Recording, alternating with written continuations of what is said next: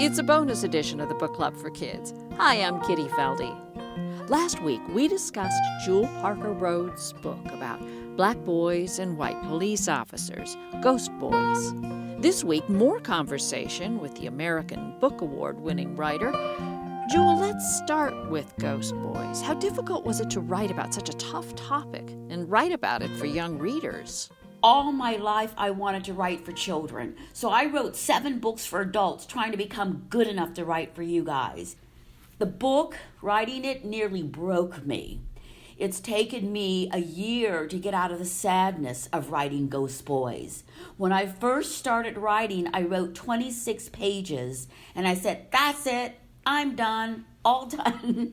And my editor said, Jewell, the book is a little short. And I said, okay.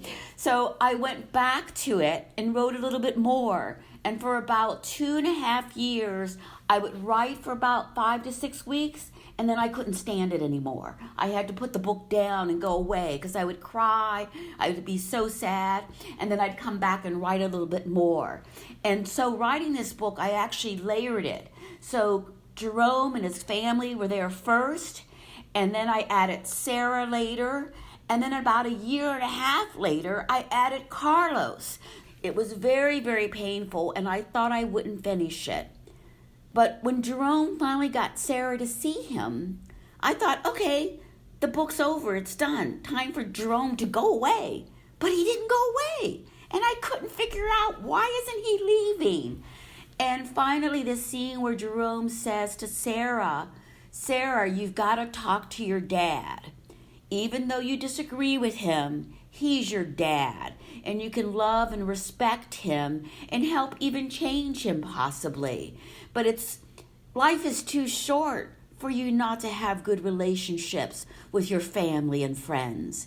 So I was amazed that Jerome said that. I think if I had been killed by a police officer, I wouldn't have done that. I would have been too bitter. But Jerome was based on what I see in today's youth. He has a good heart, great empathy, and he was right. Love, live while you have the chance.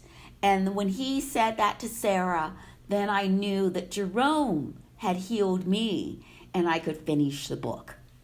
Talk a bit about your reading life and the role that books played as you were growing up. I love, love, love books. And when I was growing up, I was a lonely, kind of sad kid.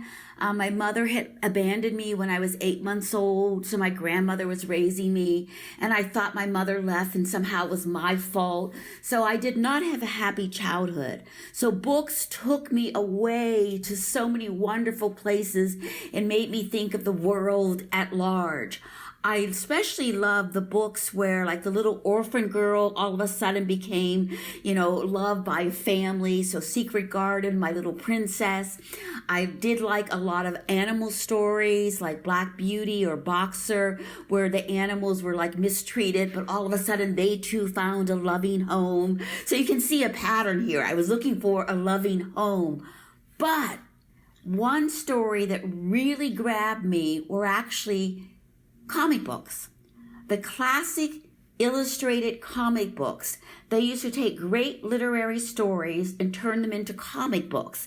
So Tom Sawyer, Huckleberry Finn, King Arthur, Prince Valiant, they would turn them into comic books. And I would collect pop bottles, and I would get a nickel from the grocery store for my pop bottles, and I could buy a comic book by myself. And I didn't know until one day I was like 28 years old, and my husband asked me, Jewell, what do you want to be when you grow up? And I immediately flashed back to Prince Valiant, the comic book that I must have read when I was like 6 or 7. And I said, I want to be valiant. And if you look up the word valiant, it means to be brave, to be courageous, to be daring. So now I say that I think that my most favorite book of all time was this comic book about Prince Valiant, one of the King Arthur's knights, because it embedded itself in my soul and helped me not be passive about living my life, but to go out there and try my best to get all the joy that I could possibly have. And it's worked out. We have conversations with dozens of other wonderful writers at our website, bookclubforkids.org. That's also where you can find great suggestions for summer reading and find out how you can be on the show too. That's bookclubforkids.org. We'll be back again next week. I'm Kitty Felde. Thanks again for listening.